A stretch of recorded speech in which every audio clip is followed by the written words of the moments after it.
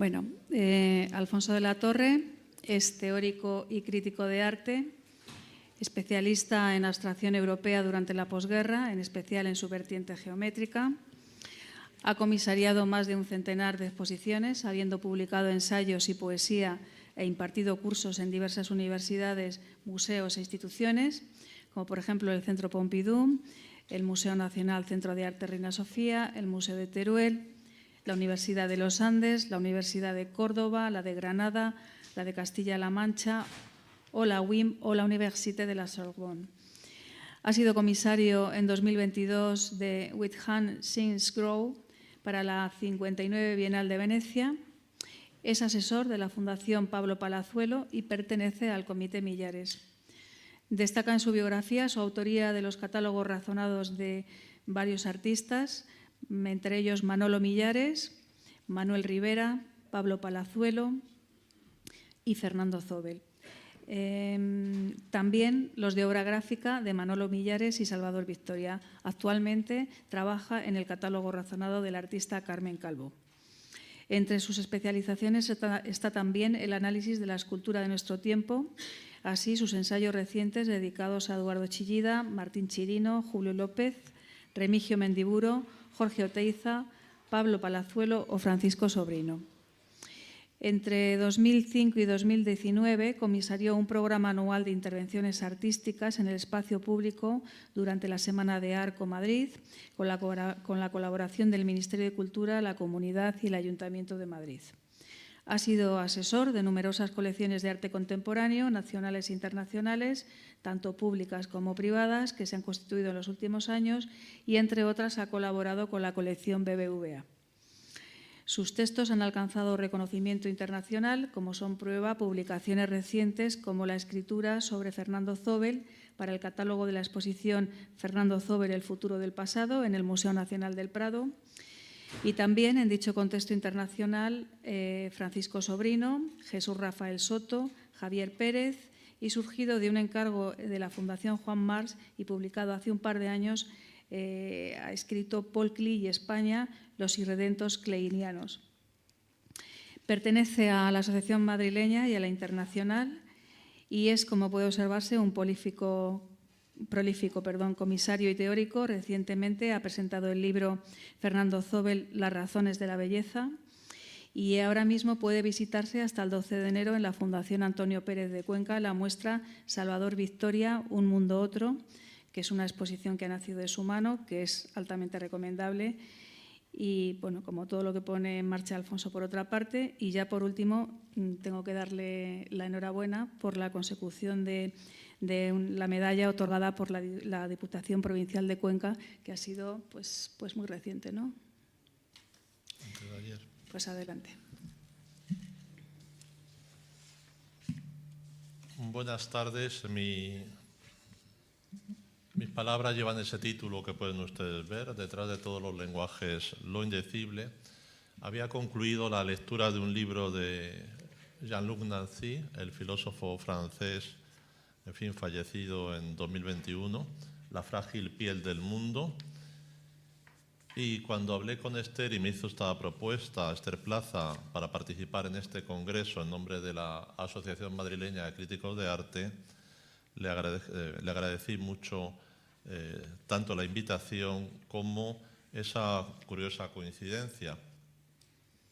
Esa frágil piel del mundo que ahora permitidme que, ojeando al azar o no al azar, porque muchas de mis tardes transcurren entre la lectura con lápiz y leves pliegues en páginas que apuntan diversos significados, del libro mencionado, pliegue 1, después de todo el mundo es un surgimiento, lo que vino antes jamás vio venir lo que vino después, u otro, cada tiempo se encuentra expuesto en principio a sí mismo, en su fragilidad, en su fuga. Uno más, el tiempo nos incomoda, está fuera y dentro, es uno y plural, se pierde y se gana. Nancy le llamó Derrida, le llamó el mayor filósofo del tacto, de la piel, por tanto, señaló ahora. Con esta introducción también quiero recordar a Nancy, recomendando la lectura de sus textos que se publicaron, los relativos al arte, en un libro que se titula La partición de las artes, lo publicó en 2012 la Universidad Politécnica de Valencia y Pretextos. Su pensamiento, su divergencia sensible me ha acompañado mucho tiempo como una alteridad que nos precede y nos sucede, y por tanto comprenden ya esa coincidencia entre estar hoy aquí hablando de arte y fragilidad, y Nancy me llevó a reflexionar sobre la piel tan frágil de la pintura. La edición que se publique será más amplia que estas palabras y contendrá en sus notas referencias que ahora no le daré, eso, en fin, las conocidas notas al pie. Dichosos los que saben que detrás de todos los lenguajes está lo indecible, escribía Rainer Maria Rilke en una dedicatoria de las elegías del Duino a su traductor polaco, Witold Łewicz. Y pensé en este verso como un recodo fresco en el camino de la palabra y que me permitía evocar la obra de numerosos artistas, Millares o Fontana son de los que voy a hablar en primer lugar, como ejemplo de artistas en la soledad de su estudio. Imagine esta escena, un creador que, armado con una cuchilla, mira a distancia el lienzo blanco, concentrado piensa en su gesto, solo, midiendo cuidadosamente la acción, y orada luego casi zigzagueando como un espadachín la lisura de la tela. Son cortes silenciosos, apenas el seseo de un zumbido leve, breve y seco al recorrer el lienzo con la incisión, pero resuenan en la soledad del estudio milanés del pintor. Es Hugo Mulas quien le fotografía, acompañando su sombra al tejido, confundida a veces esa sombra con la hendidura, y quien en ocasiones refiere un dios tal Marsilio Ficino haciendo esas cisuras. Es como si tras el desgarrón de una espesa niebla asomase al fin la claridad. O esta otra escena que está tomada de una película de Alberto Portera sobre Millares, lo vamos a llamar escena número 2, así con aire forense. La llama feroz que porta un artista, cuya mano con decisión empuña el soplete, abre un boquete en la arpillera. De la oquedad, sus bordes humeantes exhalan un aire tizne de grafiti. Por ella asoma su ojo. Así lo retrató Chiara Samugueo, agazapado al dorso de la arpillera, como se inquiere por el ojo de la puerta de L'Étang d'Onnès de Duchamp, y contempla cómo tras la sarga renegrida surge un espacio pictórico ignoto, una extensión desconocida a la medida de un mundo nuevo que queda ofrecido al pintor como una revelación olvidada. Frente a la tercera dimensión ficticia, óptica, se manifiesta una dimensión perdida, dirá Millares, la necesidad de aquellos hoyos infinitos de misterio. El artista, ya he dicho, es Manolo Millares. Sucede esto en los primeros meses de 1955 y define esas aperturas creadas con ese término melancólico, la dimensión perdida, porque supone ni más ni menos que la aparición, gracias al misterio de la luz, de la flama, al cabo todo fulgor es fuego, de la anhelada, más ficticia, tercera dimensión por la que secularmente ha luchado la historia de la pintura. Horadado el plano terso y fingidor del lienzo, su piel, helas, hete aquí la verdadera dimensión. Vieja pasión esta de los artistas por cruzar al otro lado que se halla tras lo real. Al cabo, pensemos en Duchamp y en su permanente intriga sobre las dimensiones del espacio que ocuparon todo su pensar durante aquel tiempo que estuvo en la bulia de la Biblioteca Sainte-Geneviève de Santa Genoveva en París en 1913 y 1915, que le llevó a que Gertrude Stein dijera: ese muchacho habla muy enérgicamente de la cuarta dimensión. Son ejemplos, estos que he citado, los primeros que llegaron, aquellos de quienes decidieron horadar la piel de la pintura de esta forma, con un aire de insumisión, tentar el acceso a otro lugar. Por expresarlo ahora, refiriéndome a las imágenes y a su surgimiento, detrás de todos los lenguajes podría hallarse la dimensión perdida, esos hoyos infinitos de misterio, lo indecible. Preguntarse por la piel de la pintura es poner en cuestión el propio sistema expresivo. O lo que es lo mismo, escudriñar también sobre la fragilidad del propio lenguaje de la pintura, un pequeño agujero, un collage de telas recosidas, un pliegue en la piel de la obra de arte puede explicar toda ella, inclusive tentar explicar el mundo. Pieles de la creación artística, como aquella reserva de lo indecible, los fieltros que curan de Joseph Beuys, las arpilleras que emulan cuerpos como fardos, las telas metálicas de Manuel Rivera como espejos que nos devuelven el mundo, quizás la generación de una resistencia como un gesto donde los caminos se bifurcan. Nos encontraremos entonces ante una pintura, una escultura, ante nosotros presentadas como una vibración del sentido, sin lugar ni tiempo, abiertas en su límite desvanecido como un destello al muro y a quien contempla. Contingencia del ser y del sentido, unos nuevos pinceles mostrando que somos el tiempo en otro tiempo, sopletes, agujas, cuchillas, punzones, una cierta materia apofática que permitiría el existir fortuito y fugaz destinado a un resplandor efímero desde la proliferación de tales apariciones y desapariciones renovadas. La pintura, esta pintura nos atraviesa. Por eso no es extraño que cuando los del Paso hagan ese monográfico inevitable de papeles de Son Armadas en 1959, lo abran con esta frase: decir de una forma brutal. Pensando en estas palabras, he recordado también aquel libro de Severo Sarduy, Escribir sobre un cuerpo, 1968, y el estudio de aquellas semejanzas sobre escribir, cifrar, tatuar, pintar, la piel en espera, aquel escribir sobre un cuerpo.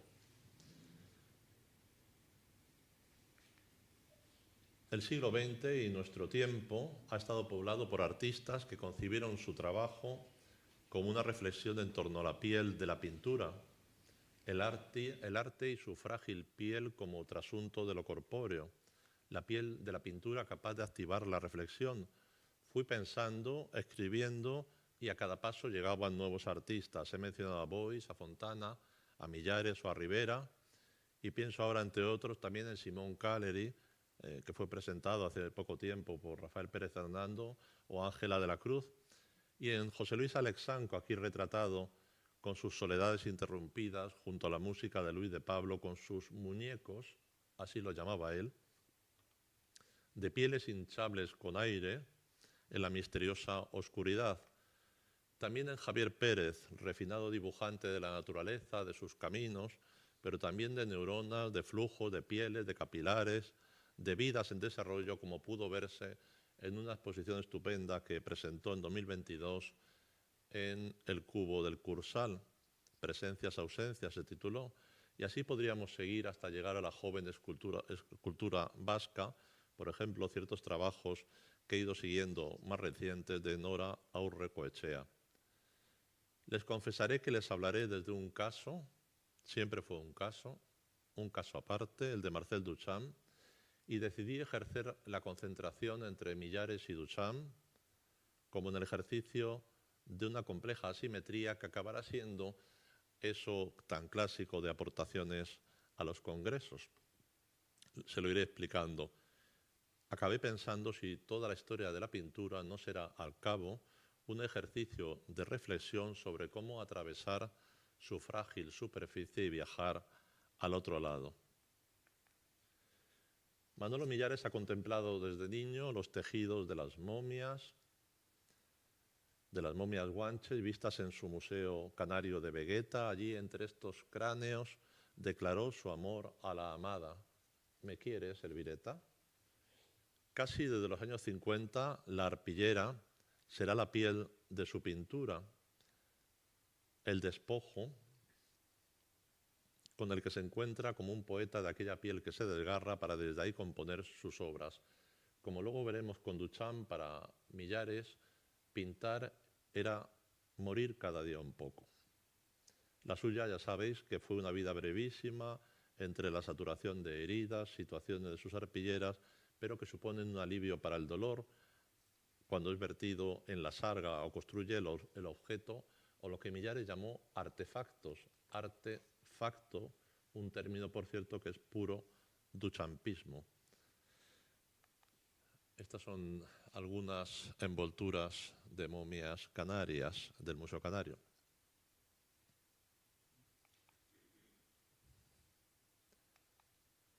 Y no es tanto la representación de cuerpos como la evocación del abismo de la ausencia en su espesor y huecos, en la tela retorcida, en sus heridas, en sus tajos. Uno puede evocar aquí esa Santa Verónica que se venera en Turín. En el año 62 Millares pintó esta Santa Faz, emulando aquella de la Santa con la Verónica, a la que sigue en la Biblia una ordalía del dolor, el paralítico, el ciego de nacimiento y el leproso. En el año 63, Enrico Crispolti pregunta a Millares sobre sus influencias y, como si tal cosa, habla primero de influencias más o menos clásicas en la pintura, Miró, Goya, Castilla. Los cuerpos momificados es otra de las respuestas que le da a Crispolti para el libro Los pintores célebres. Se envuelve Millares en las arpilleras. 1966 atraviesa un momento delicado de su amor. No es una revelación, está contado en la correspondencia transcrita que se ha publicado sobre César Manrique, Millares Antonio Pérez.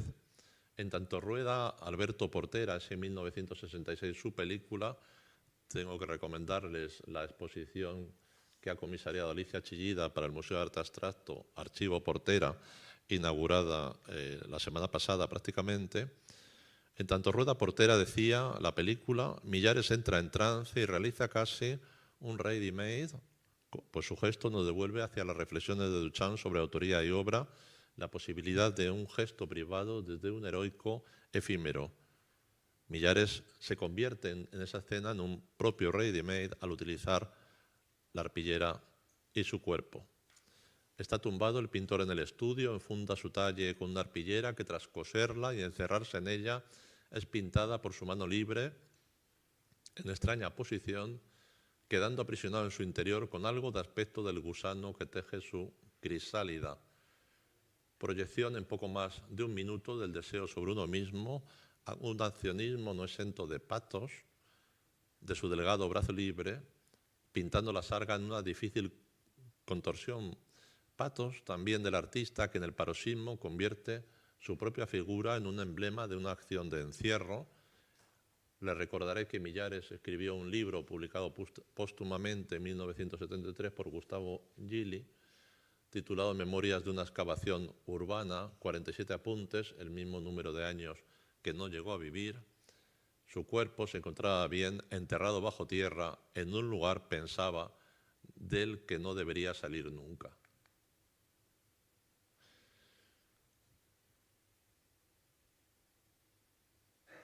Bueno, por aquí tenía un vídeo, pero que ahora no tengo. A ver, si vamos para atrás esto. Bueno. Quizá una de las más acertadas descripciones de las arpilleras de Millares sea la que dio Rafael Alberti cuando escribió su poema para presentar el portfolio Mutilado de Paz en el año 65, Piel humana roída como lava difunta. Y Alain Musseigne, que fue director de un museo donde se hizo una gran exposición sobre Millares en Toulouse, Les Abattoirs, la sustitución y asimilación de la piel por parte de la pintura significa que pintar, igual que amar, es morir un poco. Las citas en su amplitud estarán en la versión impresa. Hasta mí llegó Duchamp. Siempre lo hace en primer lugar. Y recordé en un primer estadio el cuerpo y su piel de L'Étang Donés del Museo de Filadelfia, formado, como es sabido, evocando el cuerpo amoroso de María Martins, la escultora brasileña, a la que Duchamp conoció en Nueva York en 1943 y amó por correspondencia en 35 cartas. Escribía amó y creo que debería decir le enloqueció. una excelente escultora que Duchamp incluyó en la exposición surrealista del año 59-60 en Daniel Cogodier, y que creo que tenía algo de Duchamp woman, calurosa y distante, abrupta, amorosa, siempre danzando al filo de una navaja. Esto es una escultura de María Martins.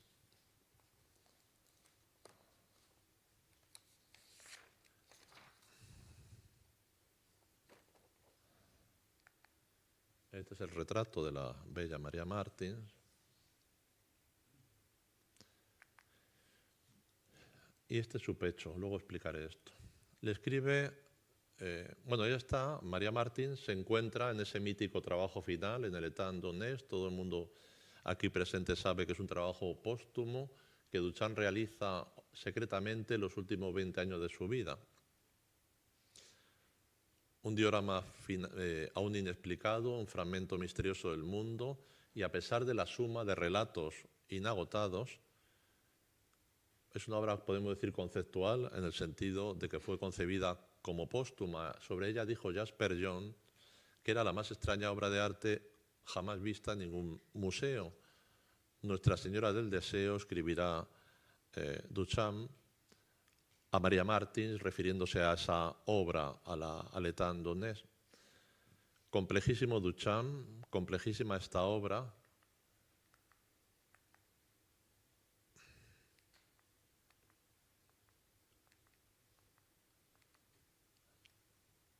Secreto y silencio en este reposo instantáneo que ejemplifica el acceso de Marcel a un incipiente mundo multimedia, ya saben, una compleja maquinaria chusca, oculta lo que solo se puede ver a través de los orificios de la puerta de madera y de los ladrillos póstumos también de la Bisbal y Cadaqués.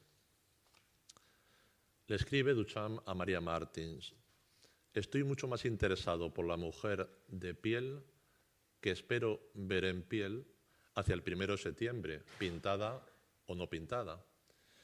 Ella no dudará en escribirle hasta un poema. El calor y la distancia que les dije está en ese poema, y pienso a veces que dentro de él hay algo de la tensión irremisible del État d'Honneur.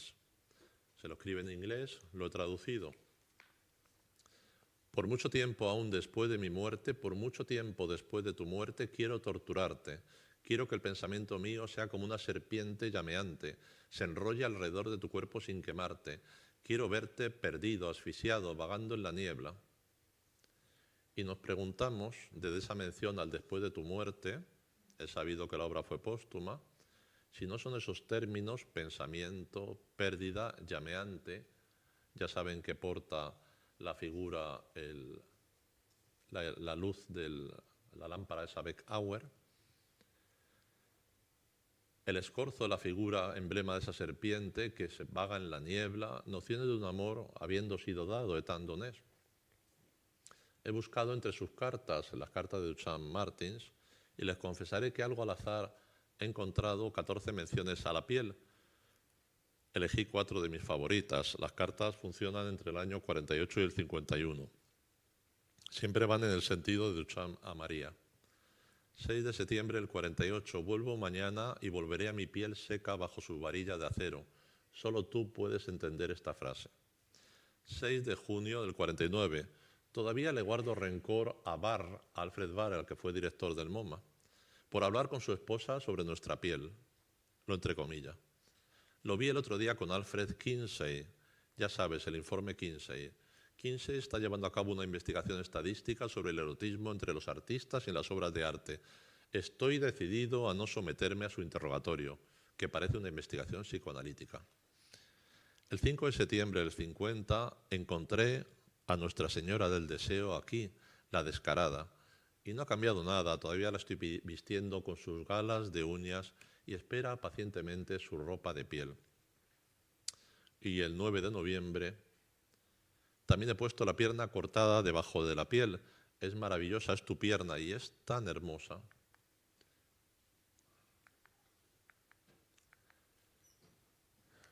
En esa piel que reviste la figura femenina tumbada entre el paisaje italianizante de Tandonés, en tan amorosa ropa de piel, está ese deseo de verismo.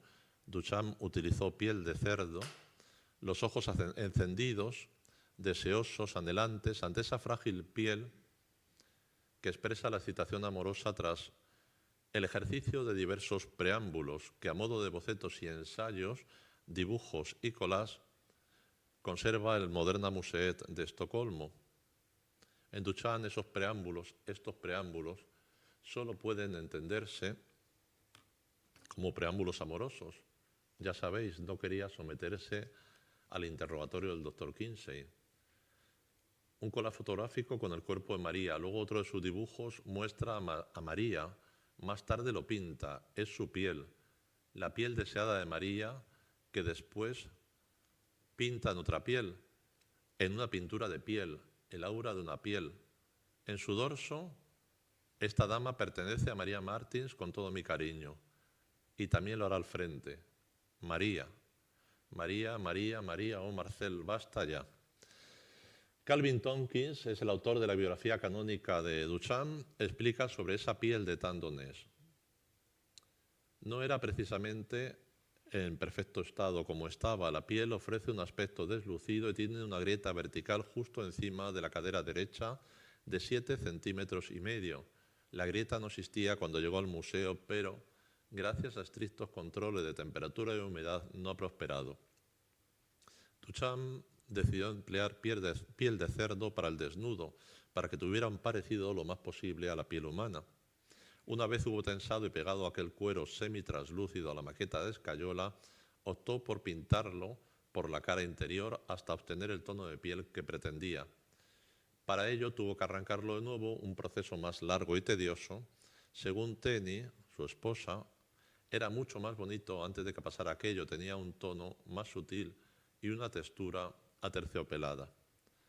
Es sabido que Tenny, Alexina Duchamp, fue la esposa de Pierre Matisse, casada con Duchamp a partir del fiasco con María Martins en 1954. Y merece la pena seguir el relato sobre la piel de la mujer de Tandonés, el relato de Calvin Tompkins. Por sorprendente que pueda parecer, los directores y conservadores del museo desconocen que se oculta bajo la piel, si es un molde de escayola o algún tipo de armazón metálico. A su juicio, la figura es demasiado frágil para sacarla y exponerla a los rayos X. Y concluye Tompkins, trabajó solo y en secreto, ajustándose así a su conocida opinión según la cual el único recurso del artista es la clandestinidad. Ya está escrito, como escribiera Jacques Derrida, no hay nada fuera del texto, su amor revestido con piel de cerdo. Y no pensaría Duchamp, capaz de pensar en todo, absolutamente en todo, en que un día llegaría esa piel, como nuestra piel, como la piel del amor, como todas las vidas, a disgregarse, como la puesta en ejercicio de una máquina de la vida. Tandonés ha sido dado, teniendo en cuenta, sabiendas que sería su última obra una obra destinada a su posterior ajamiento y putrefacción, desvanecimiento en tanto el bello paisaje, la cascada, siguen su curso impávidos con el paso de las eras? O incluso no admitiría Duchamp, como hizo con el gran vidrio, que sabéis que se rompió en uno de los transportes y le espeta Duchamp a Pierre Cavin, llegaron hechos mermelada, que en el futuro nos hallásemos casi frente a la momificación del deseo. ¿No sería ese diorama la puesta en valor de su amor por Mallarmé, ese golpe de dados al futuro, esa acción de disolución del amor como en el libro mallarméano? Al cabo, recordaréis algunas, aquella memorable entrevista que Duchamp hace en el año 63 con William Seitz, la publica en Vogue, y el epígrafe es «La corta vida de una obra de arte». En la página siguiente, curiosamente, cuando uno ojea el original de ese Vogue, hay una serie de consejos de belleza que se titulan «¿Por qué frágil la piel? ¿Por qué no?», con una foto de Irving Penn. Amar, para el esquivo Duchamp, como recordaba su amigo Millares en Asesinato del Amor, es morir un poco. expandido aquel artista y exaltado hasta el exceso absoluto del mundo, no estaría hablando con ello de la muerte, como hizo todos sus últimos años. Recuerden aquel bodegón de verduras que tituló Escultura muerta, Sculpture morte, o aquel pie de aire pútrido con sus moscas, Torture morte, tortura muerta. Aludiría quizás a ese Quiero torturarte de Lamartine, como fragmentos corpóreos de una alteridad insondable, ese ejercicio de Duchamp entre sexo y desvanecimiento. Unamos a ellos sus moldes málicos y algunas últimas obras en las que la piel y el cuerpo funcionan como una obsesión. Decía Juan Antonio Ramírez que al final toda la obra de Duchamp funciona entre dos ejes, que son el gran vidrio y esa obra, el État Donné. Piel, amor, sexo, todas las restantes obras de ese momento ya final de Duchamp funcionan con el aire de agotamiento, ¿no? Marcel muere en octubre del 68, que es cuando da por concluido el État Donné, y se dedica a hacer grabados y dibujos casi como divertimentos, fragmentos escogidos de Rodin, escogidos de Ingres, de Courbet. En tanto, en su museo ideal se encuentra, lo cita Jean Clair en su catálogo razonado, L'Origine du Monde, el cuadro de Courbet, y que de alguna manera deben relacionarse con esos dibujos que hemos visto antes dedicados a María Martins. Como dirán Hans Belmer, la expresión es un dolor desplazado, esta piel de la mujer de Tandonés que no alcanzará, María Martins, pero ahí está también, además de María, además de esa mujer que no alcance, Tenny Duchamp, su mujer, a quien conoce abandonada María Martins y con quien se casa en el 54, de ella es el pelo rubio de la figura de Tandonés, el brazo izquierdo y la mano que sostiene la lámpara, unido el amor y el deseo en una sola piel, como quien realiza un cadáver exquisito del deseo. Duchamp y Millares, se preguntarán ustedes. Estos son algunos cuadros de Manolo Millares que pudieron verse en Daniel Cordier en la Galería de París, en la que Duchamp presentó su exposición surrealista, esa que he mencionado, la Exposición Internacional del Surrealismo, entre diciembre del 59 y febrero del 60. Recientemente ha publicado Cordier sus memorias, o sea, se han publicado las memorias de Cordier bajo el título Amateur d'Art, recientemente este año, y cuenta que se encontró con Duchamp en Nueva York, donde vivía en marzo del 59, y que unos días más tarde le ofreció presentar la exposición surrealista y se presenta en París, en la galería. Casi de inmediato a esa exposición sobre el surrealismo se presenta en abril del 60 una exposición individual de Millares en la Galería Cordier de Frankfurt y en julio del año 60 una colectiva de verano donde hay ya una obra de Manolo Millares. El jueves 16 de febrero del 61 se inauguraba en Cordier su primera exposición individual en Francia. Esto es una pieza de André Breton titulada, como pone abajo, La galvanización, que la he puesto por la relación con la pieza de Millares. Estuvo en esa exposición surrealista de Cordier.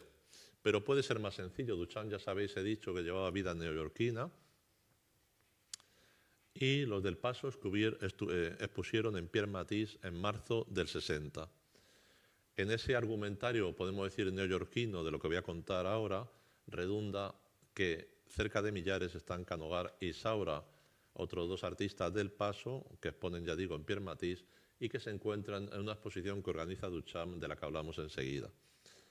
Luego llegaron enseguida las pinturas recientes de Millares a Pierre Matisse, que se muestran el 12 de abril del 60. Millares, pintura reciente. El catálogo contiene un texto de Manolo Millares, publicado en inglés. El texto al completo vendrá en la versión impresa. Le leo 3 o 4 líneas. Entonces, un arte, decía Millares, tan metido dentro de mí mismo, tan apremiante, tan directo y mutable, puede ser descifrado con cánones o abecedarios conocidos al uso, porque olvidan que en el enseñar su sangre así, sencillamente, sin ningún avalorio y confesando esta única y vital necesidad del acto creador, es donde se esconde la más valiosa autenticidad. Ya dije que en la exposición del 15 de marzo del 60, en Pierre Matisse, los 4 pintores del Paso eran Millares, Canogar, Rivera y Saura. Escribía Juan Eduardo Cirlot, y con la exposición se encuentra el minimal crítico de arte Donald Judd, quien piensa en Millares en torno al cuadro como un objeto. Bien visto, amigo Judd. Y que le desplaza nuevamente hacia Duchamp. Aquí llega el Povera, lo minimal, un viaje al otro lado. En el catálogo de esa exposición de El Paso, para la que escribe Donald Judd, escribe Manolo Millares: no me asusto si digo que mucho de lo que hago escapa a mi entendimiento, y no me asusto porque en rigor no siento la necesidad de entender todo lo que pinto. Actúo con toda libertad y en un mundo deliciosamente extraño, desconcertante. Esto de la exposición surrealista de Cordier. Bueno, esto es lo que llamo nuestra aportación a este congreso. El 12 de agosto de 1960, Marcel Duchamp está en Nueva York, recién mudado a esa casa. Le escribe a Millares, ya veis: Dear Mr. Millares, desde ese 28 West 10th Street, que está junto a la Quinta Avenida, en Greenwich Village. Me entretuve esta mañana en poner la distancia entre la Galería Pierre Matisse y la casa de Duchamp apenas 15 minutos andando. Ahí ha llegado Duchamp, se acaba de trasladar en noviembre del 59 y vive hasta el 20 de abril del 64. Esa misiva, esa carta mecanoescrita, tiene por objeto, como podéis leer, solicitarle una obra para un proyecto que será capital para el impulso de la American Chess Foundation, la Fundación Americana del Ajedrez, y es una carta mecanoescrita, ya digo, con su membrete, que Duchamp firma en color verde, como veis. Duchamp es puntilloso y corrige una R con tinta verde, ya digo, la misma con la que firma, caramba. Es cultural, no cultural, que no es lo mismo. No son cualquier cosa, querido Marcel. Y le ofrece a Millares integrarse en ese comité, en la última frase, que crea, le pide su ayuda, y es textual: les traduzco, mi petición es que usted se una como miembro de este comité y me ayude a llevar nuestras propuestas. Meses después, el 18 de mayo del 61, en la Galería Parque Bennett de Nueva York, se presenta esta exposición con esa curiosa tipografía: Contemporary Model, Painting, Drawing, Collage, Object Painter, Sculpture. Es un relato puramente duchampiano. Contemporary Model resulta casi un oxímoron. En mayor tipografía imagino a Duchamp sonriendo con la comisura entre la pipa cuando escribe Paintings, también en negrita. Otra inclusión puramente duchampiana es esa de objetos pintura. En el catálogo, con el número 54, un dibujo de Millares de 1959. Esto fue como otra previa que hubo de Daniel Cordier, también en Nueva York. Fue justamente el día anterior. Y ese guache que está a la izquierda, en la Galería Pierre Matisse, es el que se presenta en la exposición.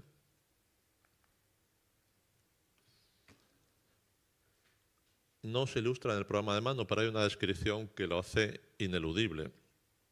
Ejecutado en 1959, donado por el artista, cortesía de la Galería Biosca, sus medidas: fondo negro, centrado, un rectángulo gris en el que se sitúa un objeto negro en forma de corona. En 1971, poco antes de morir, Millares enroca a Duchamp, le devuelve el juego. Es diciembre del 71 y enero del 72. Duchamp ha fallecido en octubre del 68, Millares lo hará en agosto del 72. Y no sé si ustedes conocen el último gesto de Duchamp. Se lo recomiendo. Madrugada del 1 de octubre fallece Marcel Duchamp en su casa. Lo ha relatado Donald Samrun en un hermoso libro, El último día de Duchamp. publicado por una editorial bonaerense, Mansalva, y que muchas veces repito. Duchamp ha sido dichoso, dice. Felizmente no ha sido rico, pero ha podido comer cada día.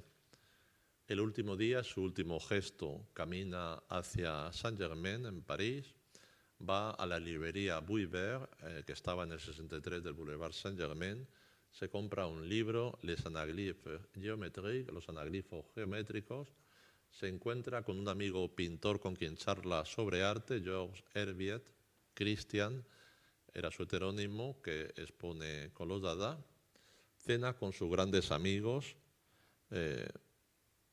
Robert Lebel y Man Ray. Habituado a cenar poco ese día, toma doble ración de faisán y tiene una muerte secreta, discreta, en su baño, junto al urinario. Sabemos que es de Tomkins, que había comprado también esa mañana un libro de Alphonse Allais. Alphonse Allais es un libro que lee luego Atenia, a su mujer, algunos fragmentos. Es conocida una anécdota de Allais que le dijo a un compañero de mesa en un café: mañana voy a estar muerto, te ríes, pero yo no. Mañana voy a estar muerto. Se lo dijo el día antes de morir. Morir de risa es un libro que es posible encontrar en las ediciones en español.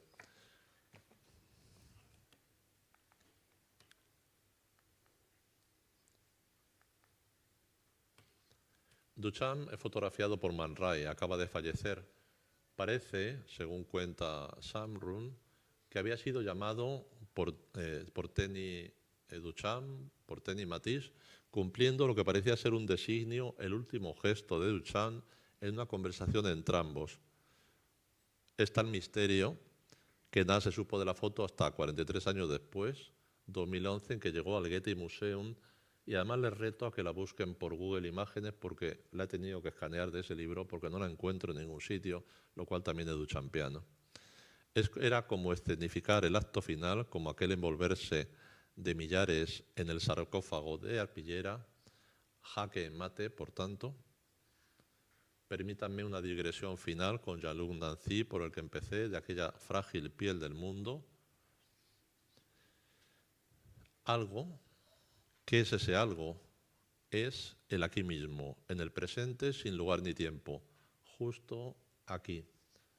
Pasa la página. Gracias.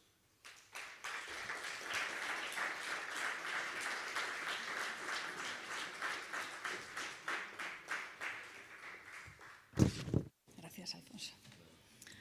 Bueno, muchas gracias, Alfonso. Bueno, creo que no vamos muy mal de tiempo todavía. Vamos a abrir un turno de preguntas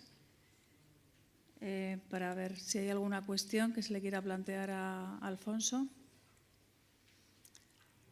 Sí, por allí.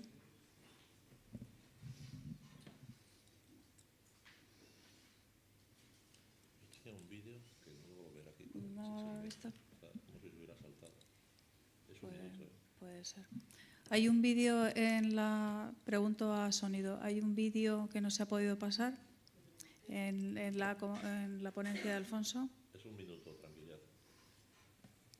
Es un minuto. Si lo podemos recuperar.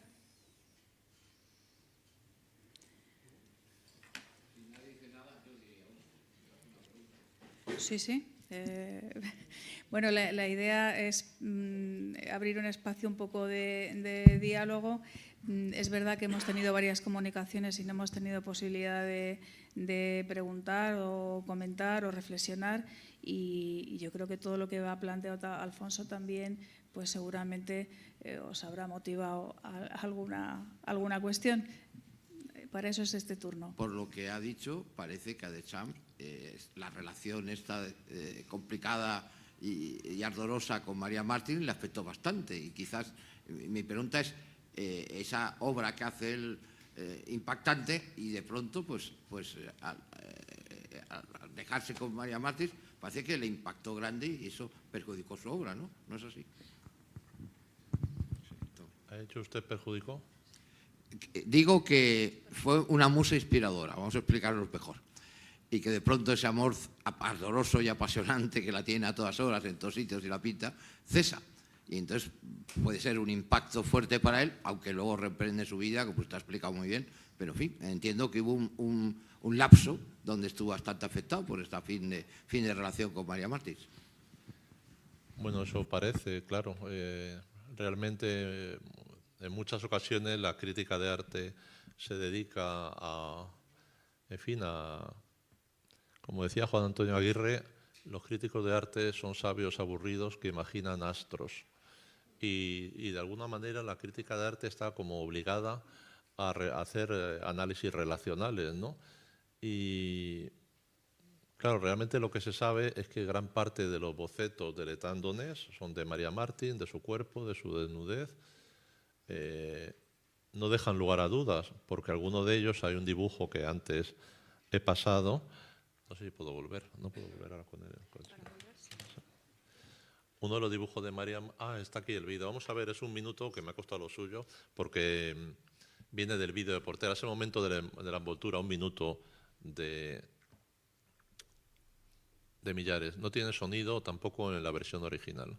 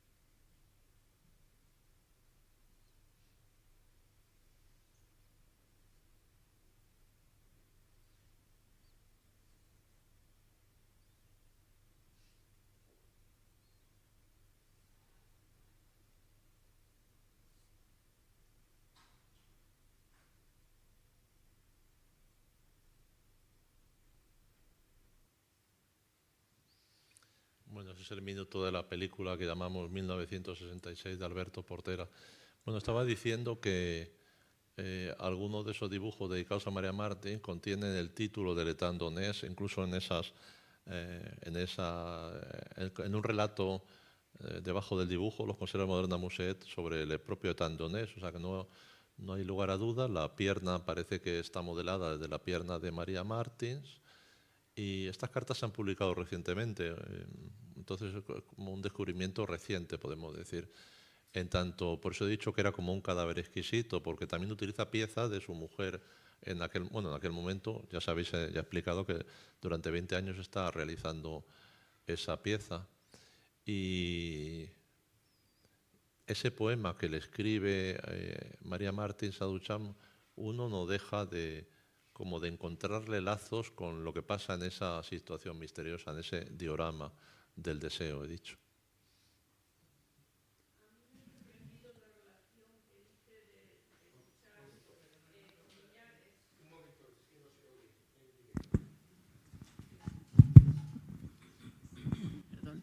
Que me ha sorprendido la relación que parece que tuvieron Millares y Duchamp, porque me parecen personajes muy opuestos, ¿no?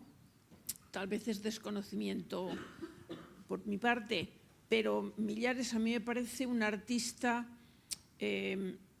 o sea, que el arte es su vida, ¿no? Que lo vive, le sale de las entrañas, ¿no?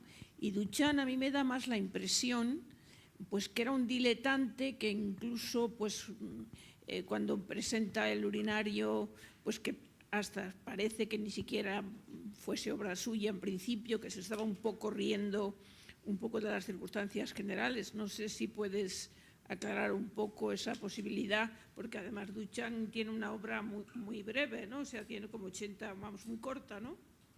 unas 80 obras o así aproximadamente, ¿no? No más. Vamos a decirlo intelectualmente, que no admito el término diletante, de todo menos diletante. Es decir, era un hombre, podemos decir, reservado, irónico, en fin, hay como dos. El libro mítico de Conversaciones con Caban, uno puede leerlo y desde luego en Duchamp está todo pensado, jamás hay frivolidad. Bueno, la prueba es que detrás de su nombre hay una transformación de la obra de arte en el siglo XX, ¿no? Y claro, realmente todo este encuentro de Duchamp-Millares, que me parecía interesante traer a este congreso, porque es la primera vez que se trata. Bueno, y realmente es tan interesante que me he quedado con ganas de seguir. De hecho, tengo piezas abiertas, porque les confesaré que le he preguntado al Philadelphia Museum cómo está lo que vamos a llamar el muñeco, como llamaba Lesanco a los suyos, cómo está, porque Tom King decía hace 15 años, hablaba de esos problemas de conservación y quería que me lo contasen y les he escrito. Y claro, y es muy interesante esa pregunta que planteo sobre por qué Duchamp se fija en Millares, en Dear Mr. Millares, y le piden no que participe con una obra, sino que participe en el comité y le ayude a tomar decisiones. Y ese punto de arranque es el que me hizo pensar en los encuentros, cómo pudo encontrar. Hablando con Canogar, en la exposición del ajedrez hay 3 artistas del paso, Saura, Canogar y Millares. Felizmente Canogar vive todavía. Entonces le pregunté recientemente, Canogar tiene una tesis que piensa que es posible que fuera Louis Marsans, el pintor Louis Marsans, que se encuentra en Cadaqués, quien quizás aconsejara a Duchamp, quien, como todos sabéis, pasó tiempo en Cadaqués. Realmente a mí me parece más sencilla la pieza de Pierre Matisse. Pierre Matisse Gallery, la mujer de Pierre Matisse es la mujer entonces de Duchamp, se encuentra a unos metros de su casa y por si fuera poco, Cordier, el galerista parisino, es el galerista también de Millares. Y evidentemente ahí tuvo que haber algún nexo, vamos a decirlo así. Pero realmente, ya digo, niego la mayor que Duchamp fuera diletante. Duchamp era reservado, era poco dado a la conversación, tenía algunas, como diremos, algunas aficiones que se pueden considerar diletantes, como todos los que aquí estamos. Es decir, hace poco he escrito un texto sobre Antonio Lorenzo y les puse también un poco en sintonía, ¿no? Y me permitió un poco revisar la personalidad de Duchamp, que era un gran amante de la poesía, que entendía que la poesía y la música eran como 2 grandes lugares para entender la obra de arte y realmente a Duchamp le debemos, ya digo, la transformación del arte en el siglo XX y una cosa muy importante de la que seguimos hablando, que es los derechos de los artistas frente a la obra de arte, que defendió desde esa voz, podemos decir, voz baja, pues, que defendió a capa y espada. ¿Tenemos alguna pregunta más? ¿No? Bueno, pues entonces, muchas gracias, Alfonso. Vamos a pasar ahora... Gracias a todos ustedes por los Gracias a ti.